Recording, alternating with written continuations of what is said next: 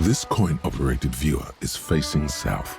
The instruction manual says to insert 25 centimes and pull the handle while looking inside.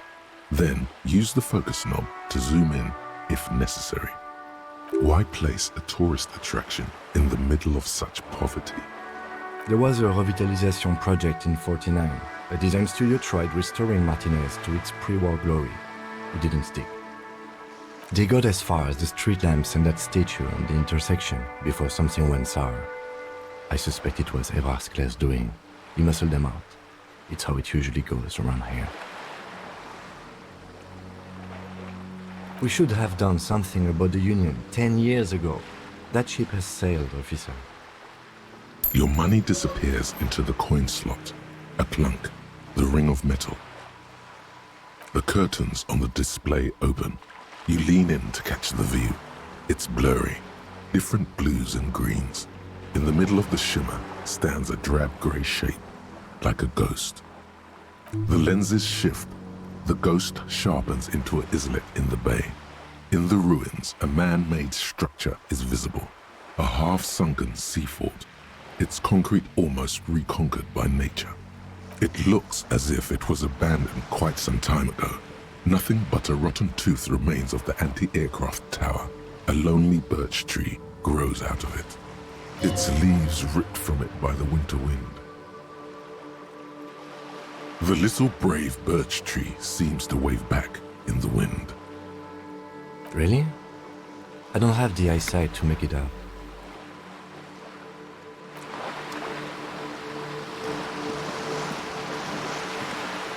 This coin-operated viewer is facing southwest.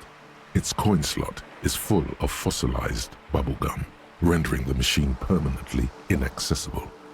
The metal feels cold and wet under your palm. It looks unhygienic.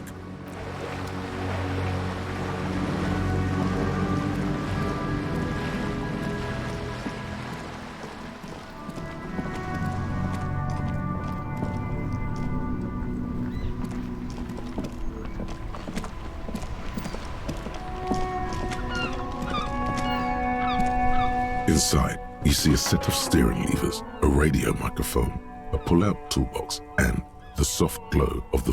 This is Precinct 57. How may I assist you?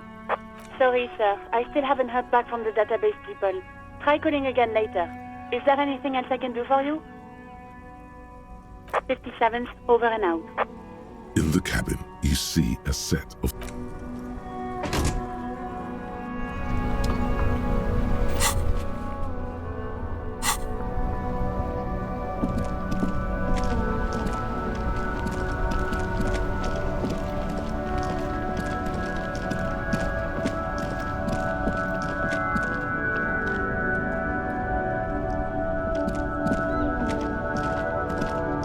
Shine on these sunglasses lasts a lifetime, officer. 100% guaranteed. You see two lowly, defeated speakers, thralls, slaves basically, perched atop them like conquerors surveying the land. A pair of found, durable wear sneakers, Ultra Series. I can see you have a taste for luxury, officer. Can't keep your eyes off those sneakers? A pair of found Ultras. The design is impossibly sleek and simple. A futuristic silhouette with a sleek monochrome colorway, a jet black upper and a silver-lined midsole. Those sneakers, mister. Those sneakers are the latest found sneakers. Super air, super fine, super cool. Only 50 real. Only? That's madness. Found Ultra. Wear the future. You remember the slogan from some magazine. These once respectable speakers have been conquered, reduced to a mere prop by the indomitable found Ultras atop them. A small heat emboss on the veneer reads, "Solidarity aid from the People's Republic of Samara." The speakers themselves don't seem to display any magical qualities. No, don't look at the speakers, officer. Look at the sneakers. The sneakers are the stars here. These, officer? These speakers are Samaran garbage. I'm ashamed to even use them for props. Don't waste your time on them. Samaran trash. That sounds like they're from the Samaran People's Republic, produced under the dictatorship of the proletariat.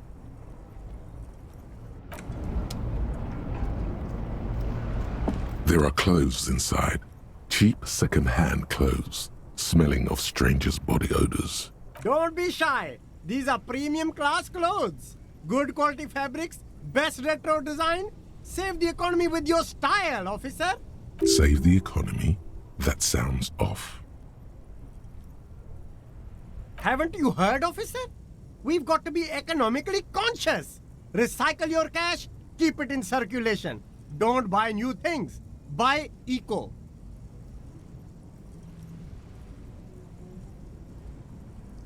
Look around, officer. You see all these premium goods just sitting there, not getting bought? We've got to keep the flow of goods moving. Is this really the economy we want to leave to our children?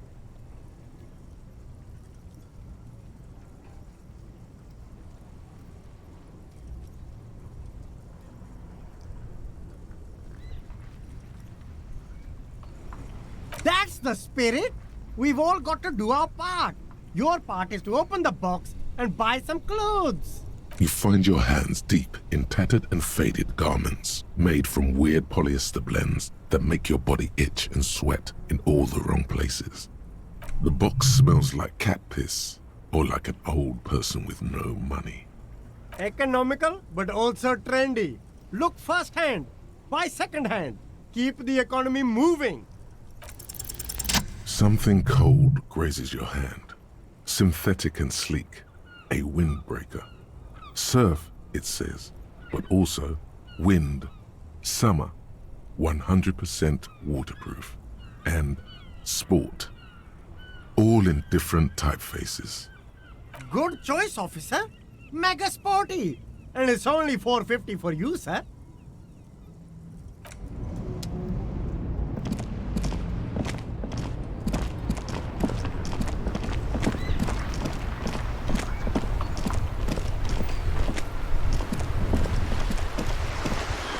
Vigilance officer, what can this old carabinier do for you?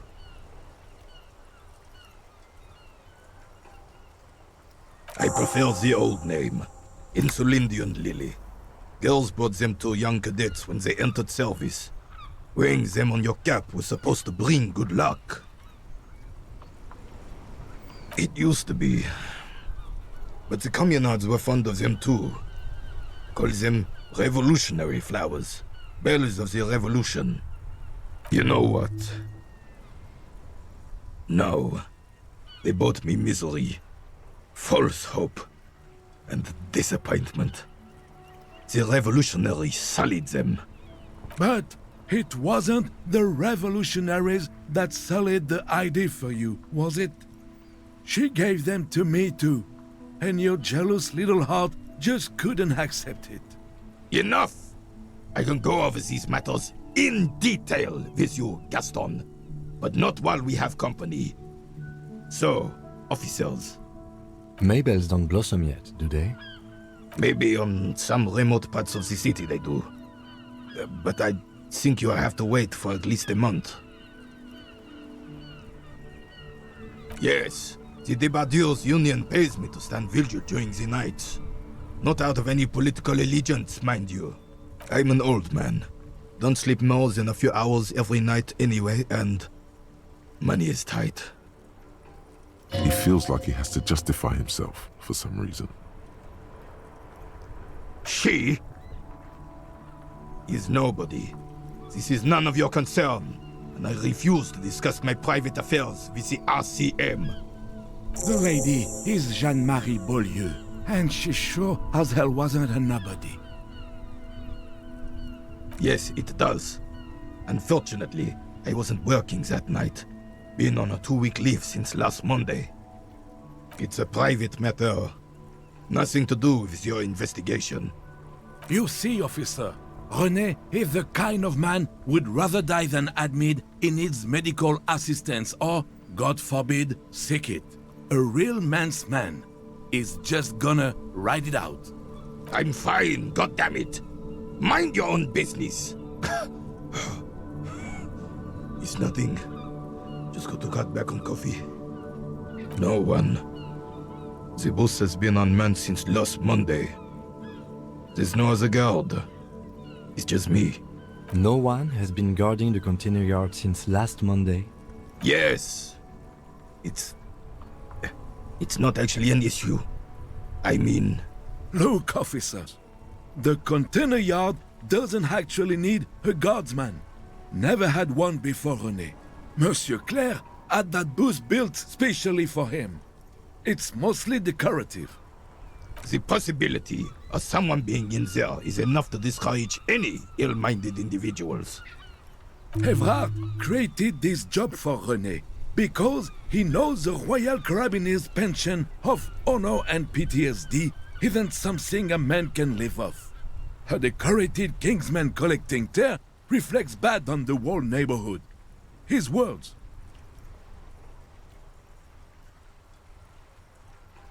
Can we conclude the topic of my guard booth now? Yes. Like I said, it would be up anyway, so might as well keep an eye out. It keeps my senses sharp.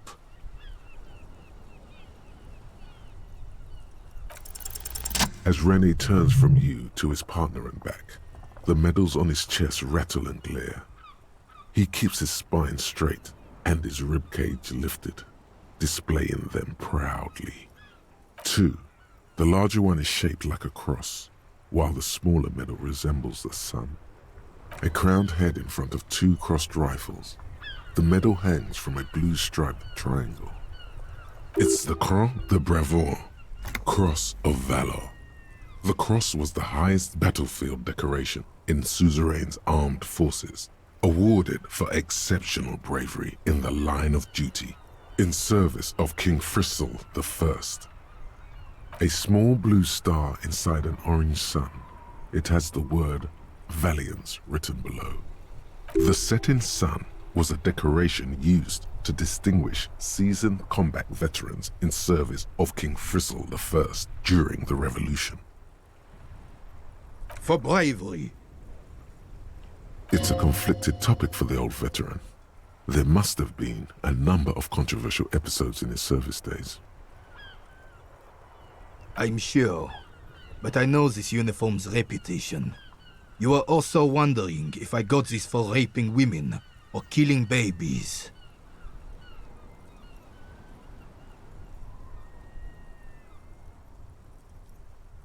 Son, we should never forget our past.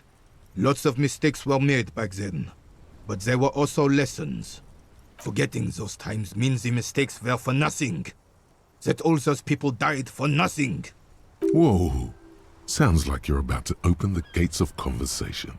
This man will literally talk your ear off if you let him wander off to memory lane. For doing my duty in the heat of battle. For looking my mortality in the eye. When men like Gaston here hid in the bushes and shot themselves. He saved some muddy princeling who foolishly strolled into the front line in his gown of velvet and gold. It was on the first months of the revolution here in Revachol. Unrest was spreading like wildfire. Marauders had taken most of the Couronne and were getting really ambitious. King Frizzle thought he could end it all in one decisive strike. Sent his cousin, Drisson, to put an end to the unrest. Alas, the young Drisson was all piss and no vinegar, wearing a tunic of purple velvet and cockatiel feathers to battle. Even his rifle was gold-plated, shone from 5 clicks away. Can you imagine the asininity? Purple velvet tunic. That isn't exactly camo. To keep the long and bloody story short, Drisson marched us against the partisans in Couronne. And when I say marched, I mean made us walk into captured enemy territory, single file, like toy soldiers, while he rode in front on his giant red stallion. The rebels were smart. They let us come real close before opening fire. Suffice to say, it was carnage.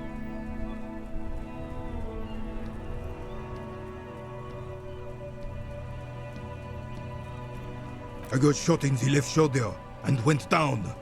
Just a flesh wound. But just as I turned over, the prince fell into the mud next to me. He was missing his lower jaw. Then his horse, driven mad by the noise and smell of gunpowder, stepped on my leg and shattered my knee. Hang on to the story. Veterans get sentimental after such retellings. This might yield something useful. I grabbed my sidearm and shot the beast in the head. Then everything went black. Capitaine Arnoux, le fléau des chevaux. The bane of horses. When I came to, it was all over. It was just me and Jolas Tresson, gurgling in the blood-soaked mud right next to me. The dink had taken numerous flesh wounds and lost a lot of blood. But despite missing his jaw, he seemed hesitant to die. Tougher than he looked, that one.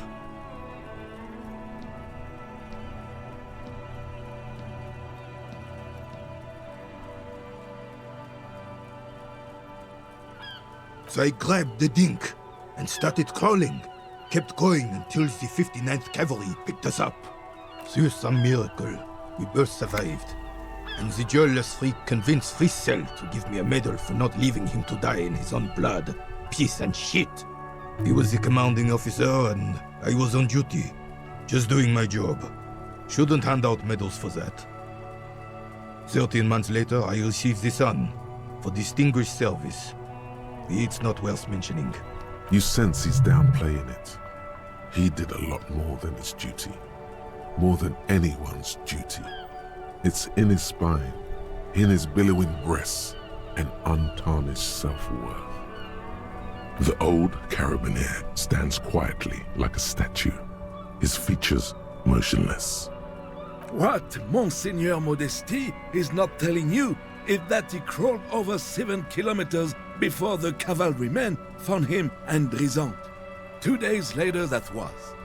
And that even whilst crawling with a mangled half-dead prince on his back, he still managed to murder 3 rebels on his way.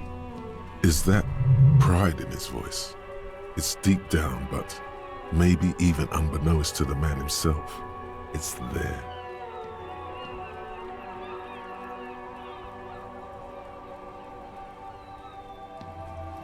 Sorry, officer, but you're reading me all wrong. I'm a man of peace, and these kinds of bloody heroics are only impressive to men like René himself. Certainly not to me. How did you find the story to be, officer?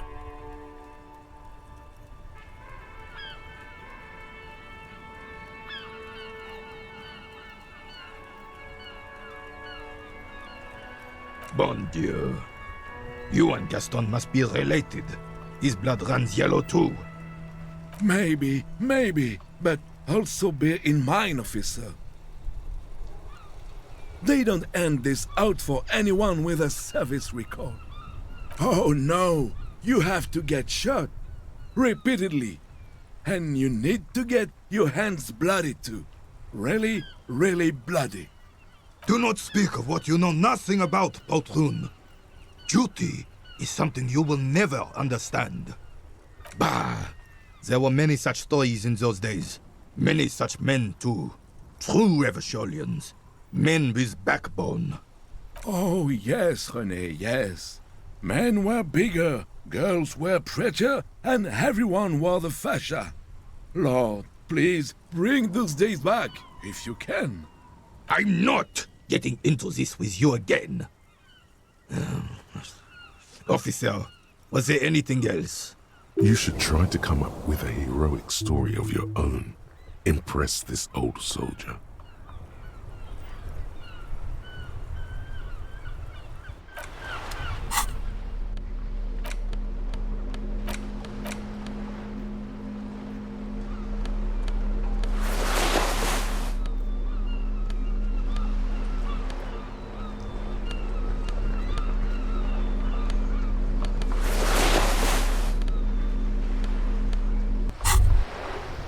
You finally made it, haven't you?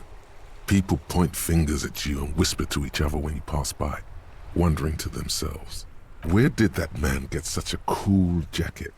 Did he receive it upon graduating the École Normale Supérieure de Badasserie? Is he dangerous? You are very dangerous, my friend. Dangerous and cool. In fact, no one dares to say a single thing about the jacket. But believe me, they are all very impressed.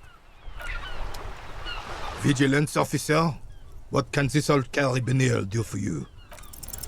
Unfortunately, there doesn't seem to be anything worth mentioning among your achievements. You should resort to good old lying. But of course, sire. Looks like they're waiting for you to speak.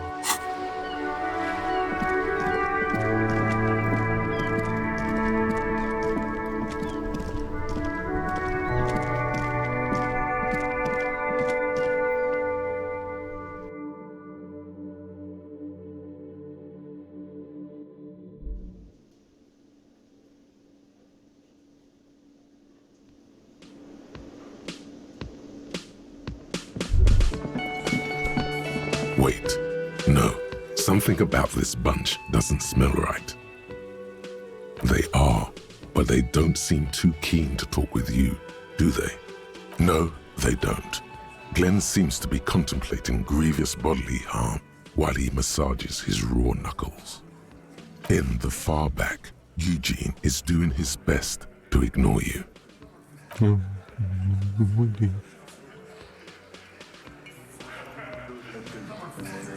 And from his perch at the end of the table, Titus Hardy himself stares at you with a cold contempt that makes you want to leave the cafeteria straight away.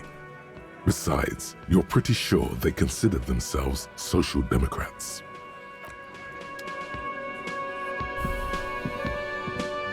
Hi, gendarme. Another rendezvous. Hello, hello. So what brings you here?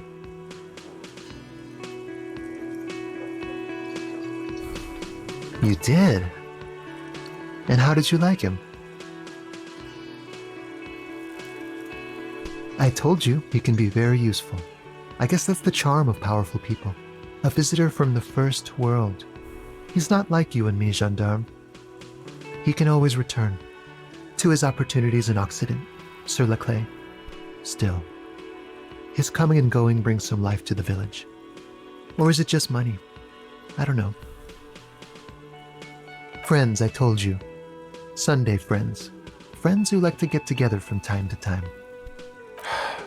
That he won't be there when times get tough, I guess. It is. On Sundays. He has keys. And he likes the view. To the sea, I mean. What about me, gendarme?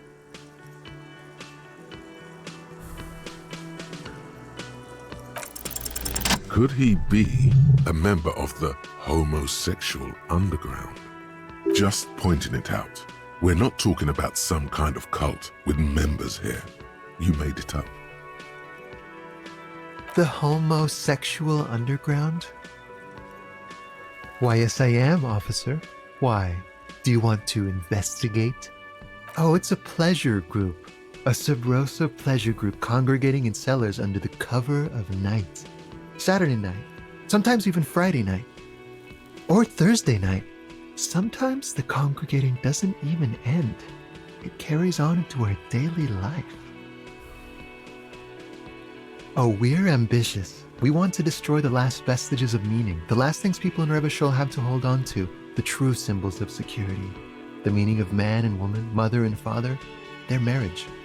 Everything will be constantly shifting and moving under our rule. The future will belong to a circus of identities just spinning around, surreal and unreal. You won't even know who you are anymore. Yes, we listen to a lot of disco. Some say we engineered disco to spread our vision of a vertiginous, ever-changing society, where all there is a razzle-dazzle of gold. We are going to change the family unit with all this razzmatazz and finger dancing.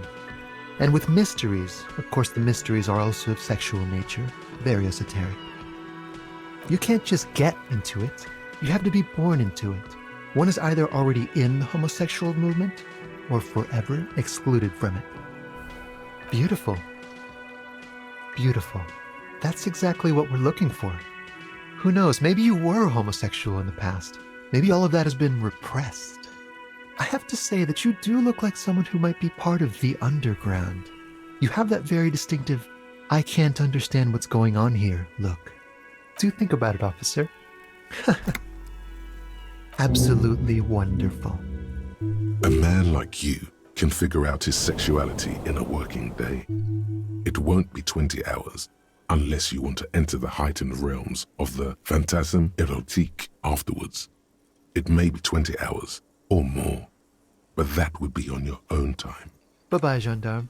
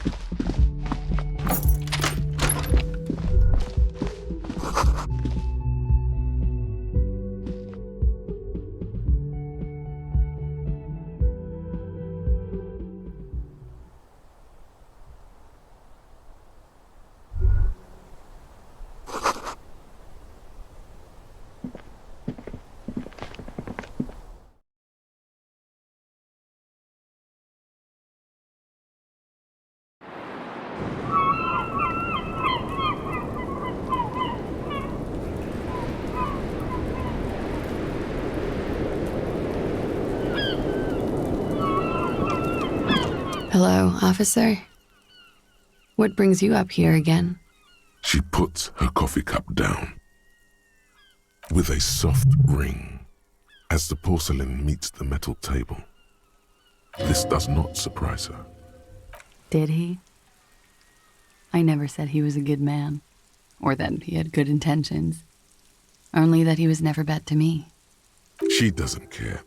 If anything, she sounds amused. Where did they get this recording exactly? It's intercepted radio chatter of the deceased, recorded via a de-encryption station. It's authentic enough. Does he say he's gonna do it Soldier of the Apocalypse style? Yeah. That was practically his pickup line. Did he say whores a lot? Was he pretty much on the verge of doing it Kohoi style? He wasn't actually there. He didn't do a tour, or at least didn't tell me he did. Would have been overkill anyway. He lived his own little Kohoi.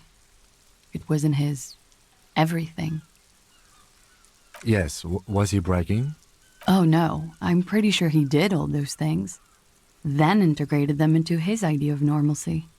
To keep on living. Until they just sort of turn into his, what's the word I'm looking for? Running joke. I was gonna say running joke. And it sounds like you didn't even get the good bits. Lely's punchlines got way, way funkier than that. He was like the Seminoles conflict, the Kohoi massacre, and the 36 famine in Yezut all rolled into one person, then cast in Orani ceramic armor, which he wore in bed and in the shower. When he said he was done, and done mentally, it didn't sound like a joke. Sounded like a deeply troubled man.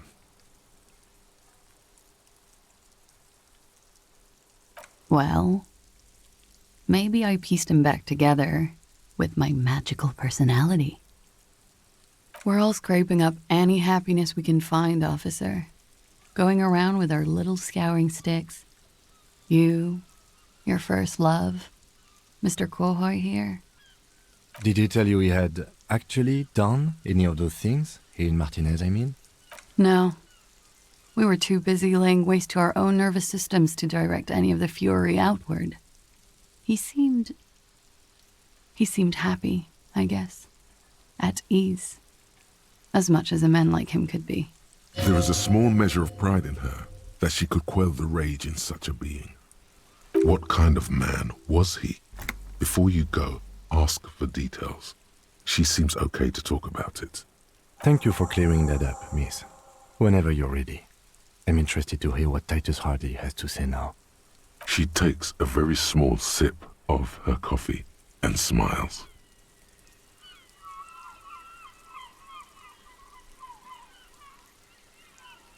Like, for example, his name? Actually, officer, I didn't know his name. I just called him Lely. A nickname? I guess. He came from Lelystad. It's short for that. And it was his army name, apparently. He said his real name wasn't his. I tried to pry it out of him, but it was no use. Lelystad. That's a good start. We have a few questions you can help us with.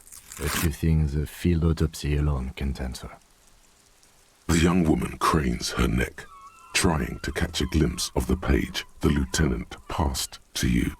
On it is a list of autopsy observations recorded neatly in blue ink. The last missing pieces of a puzzle of flesh. Oh, that. It's clear she liked it. Sure, waterways. It was mostly for showing off to chicks, though. How? Imagine him lying in bed. Freakish musculature laid out on the sheets. Scarred, of course. Tattooed. The sheets are dirty for some reason. Is this Orani's lit? He's smoking and drinking, of course. And his chest and shoulders and arms are studded with stars. Tens, hundreds of them. Maybe even thousands. And the woman goes like, "What was this, baby?" And he says, "That was too hardcore. Don't ask me about that." So she goes, "Okay, but what's this, baby?" And he's like, "Saw some bat shit there. Killed some loincloths." And so it goes.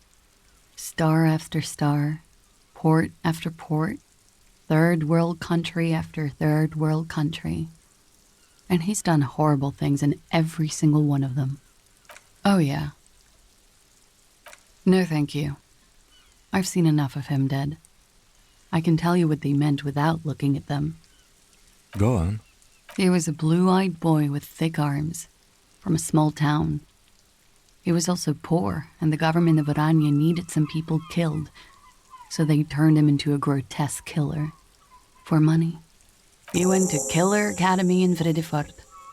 Then he killed some people in the Seminine Islands. And on other islands, too. All of the islands. After this, he came to Revachol and got killed himself. It is when you're high. It can be very exciting then. You have the tools to deal with it. It's not a very nice story to remember when you're sober. A change of topic? Yes. Light blue. They were like little blue galaxies. It was strange, seeing those eyes in his fucked up face. Pardon the swearing. I do him an injustice. He wasn't ugly. And he had a beautiful, soft voice. Very surprising, what with all the scarring. It was quite something, watching him speak. He had a combat wound on his chin and mouth? Yes. Severe. It made him look like half his face was cracking away in some strange smile. That and those eyes. Oh, yes. His hair, if you can remember? It was light brown, almost blonde. He darkened it with brilliantine, made oily. Not nice to stroke. I couldn't convince him to leave it alone. The young woman nods.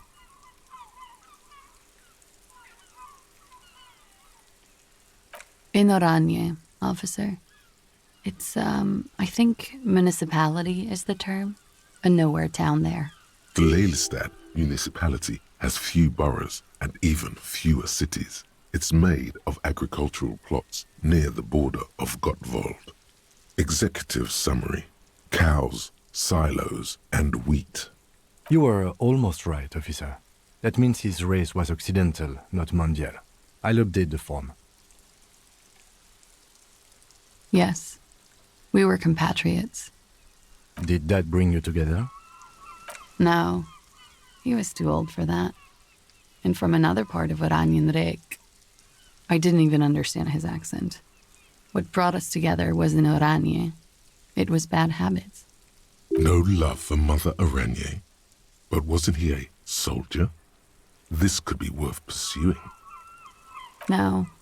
He left the National Service after they taught him to do what he did on Seminine. He wasn't the flag-waving kind. He was the making money, killing people kind. He was by no means a stupid man. A people person. A small platoon leader. Certainly not a patriot. There is nothing on Moindi. The old world is dead, and we both knew it. Maybe Oranje did bring us together. In loathing. I love Revachol, though. I hope she loves me, too. All right. Coolly, gracefully, she pours herself more coffee. She looks at the dried petals in your palm, then lightly touches one with her fingernail. Chipped white polish covers the nail. It's long and sharp, like a mini dagger. The petal crumbles on contact. Pretty. Looks like a dried maybell. Is that the one you caught? Sambo style? A martial art, sir. Is that it? Samurai boxing, or sambo, graceful martial arts stuff. Sambo style implies stealth and cool. Why was there a flower on the roof? I don't know, officer. Because of the wind? Or an admirer? Admirers? I'm too old to be a debutante. And this place is no fashionable society. Question avoided. Let's conclude that she has admirers. Plenty of them. Not my favorite topic, but okay. How about we,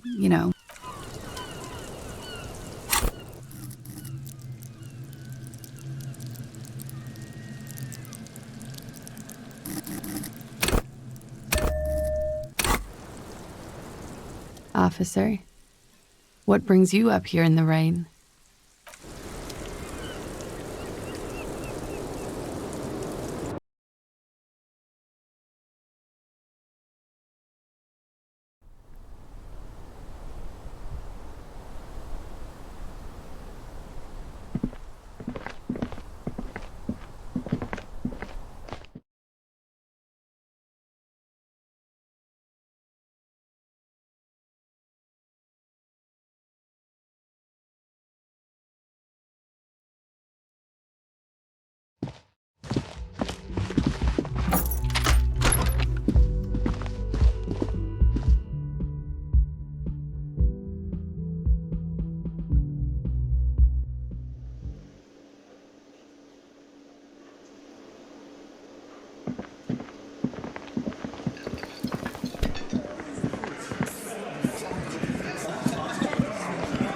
Behind the dockworkers, the men are talking, but you swear you hear those black limbs tap on the window as the wind blows outside.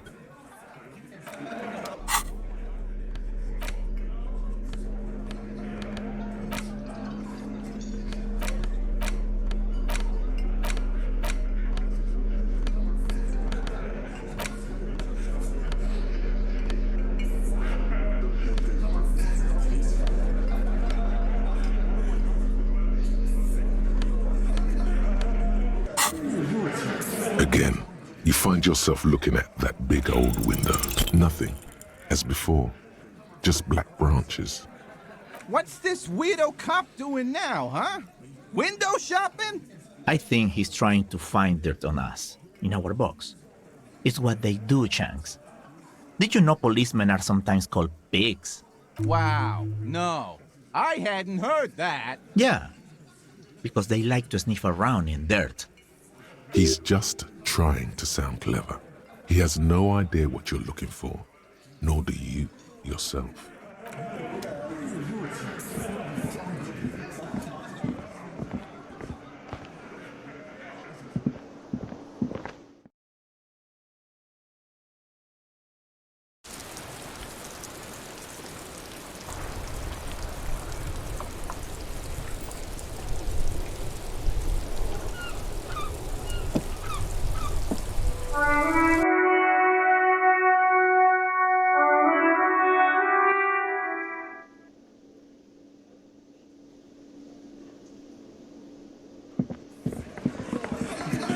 It's you again. What is it?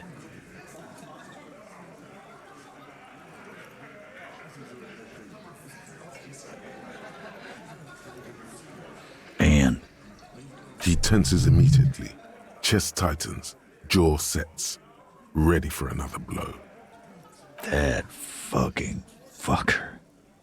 You're the worst cops in Revachol. I gave you gold on that tape. That fucker wasn't aimed at you. It was at her.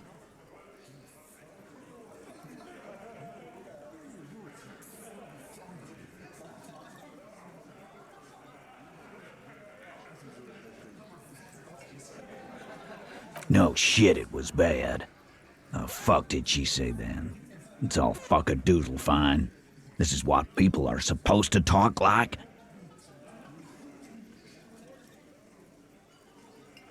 Yes.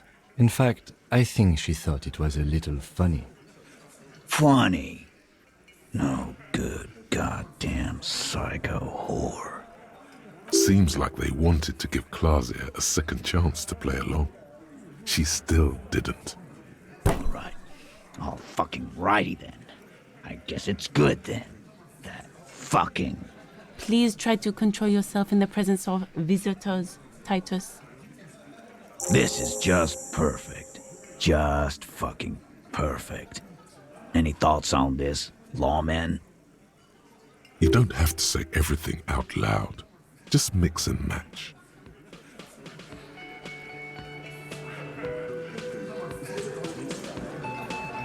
Nah, I know her. She's just a girl.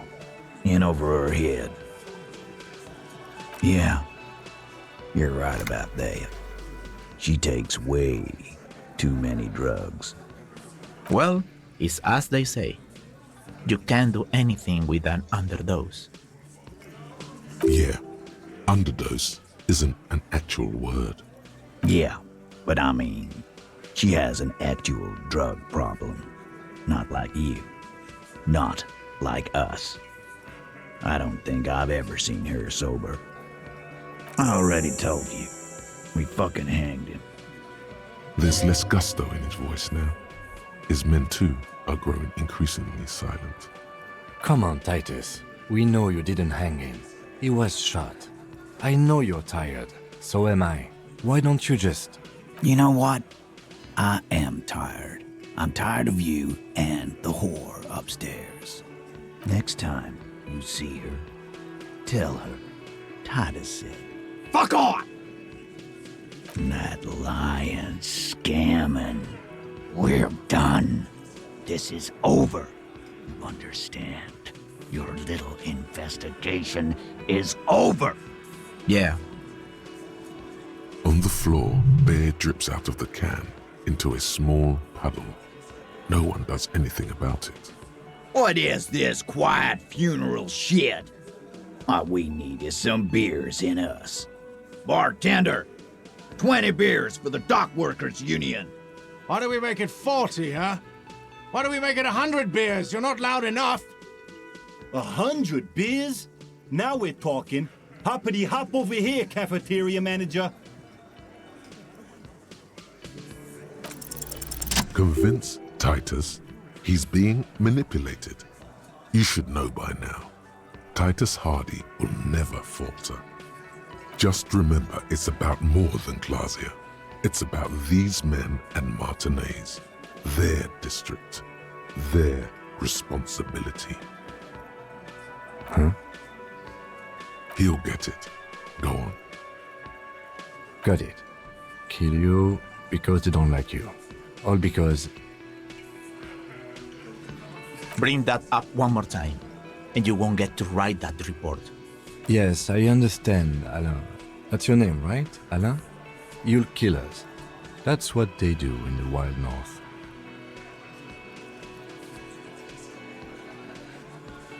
It wasn't that. It wasn't. We didn't shoot him. That's it. That's the weak one. You flushed him out. Now go in for the... Officer, you will be next if you don't shut up. He's onto you. He knows what you're trying to do.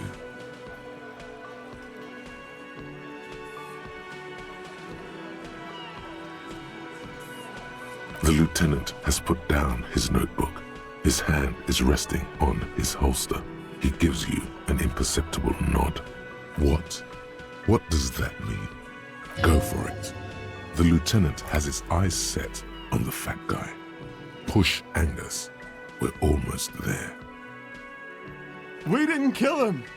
We didn't even hang him. He was dead when... Shut up, Angus! Fatty! Say one more thing to the cops and I'll...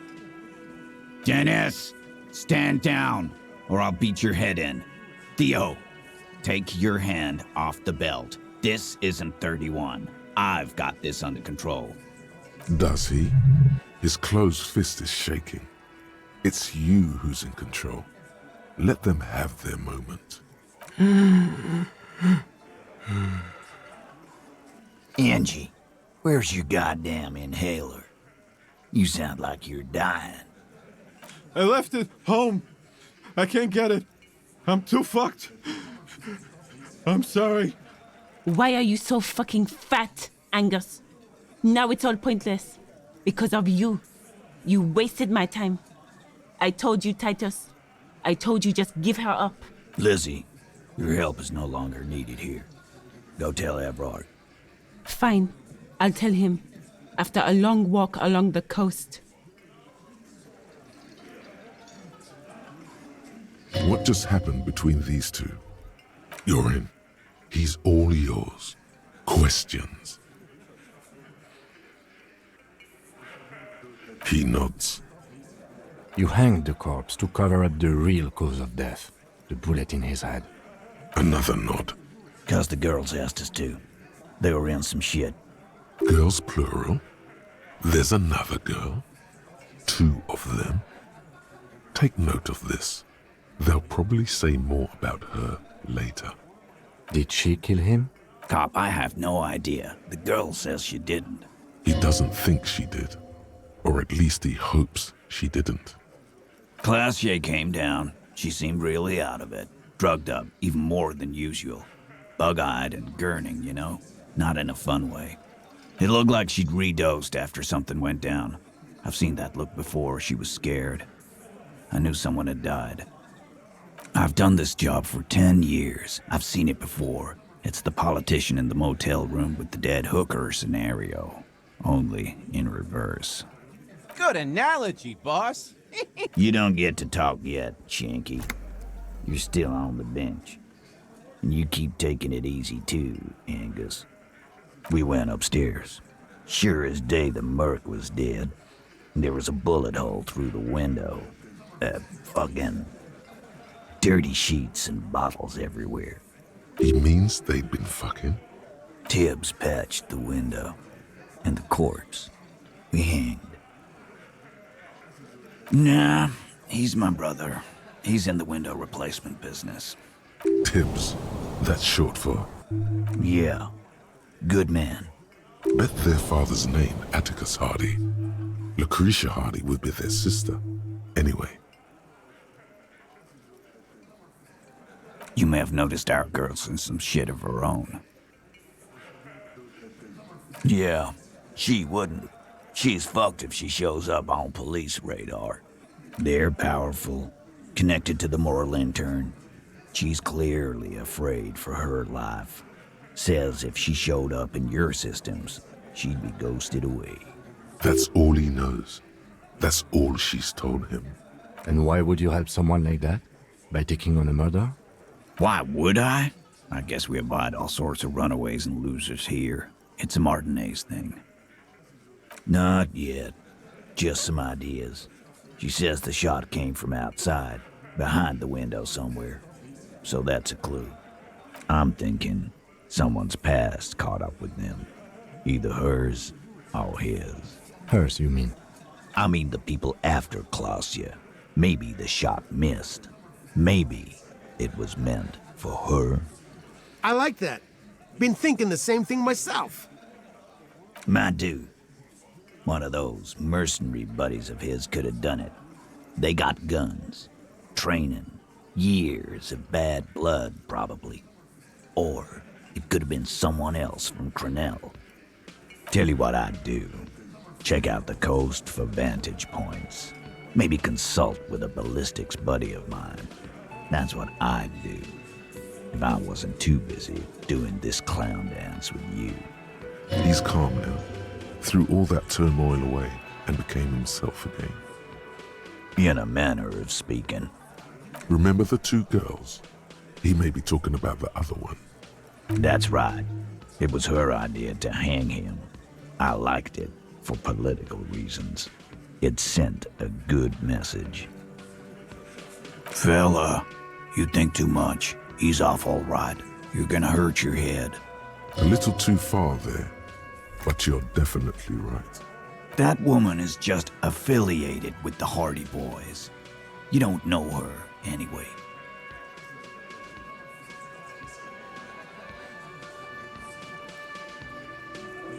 We're Hardy Boys, and that's it. Nope, you're not getting to her. It's Klaasje you want to talk to. You do that. Hey, cop, before you go, Klaasje, came to Martinez to hide. Many of us did. This is where you wash up when there's nowhere left to go. The Union takes you in. Now, she refused that protection. But, that's right. If we didn't take care of the people who end up here, this place would just be a couple of ruins and some cargo containers. We'll take that into account.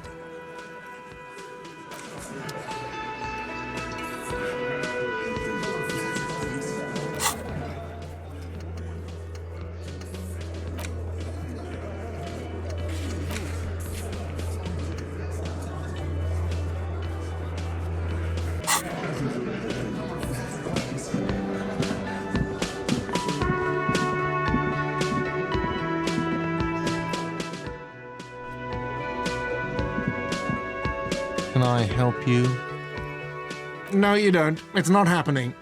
He tries not to look at you. It's dangerous to acknowledge the karaoke man. It's for no one. It's a prop. I'm not letting anyone use it after the great karaoke catastrophe of 44. A lot of people got killed because some arsehole wanted to sing karaoke. Okay, yes, it's for some clients. Ha! Well, we don't have any tapes. They all got stolen. The man in the vest and the violet shirt stares at the tape you've just given him. He begins to frown. Hard. Fine, fine. Climb on that stage and do your thing. Just get out of my hair. I'll plug it in for you. Damn this karaoke machine. I'm having it uninstalled, he mumbles to himself. Oh yeah, time to do the damage.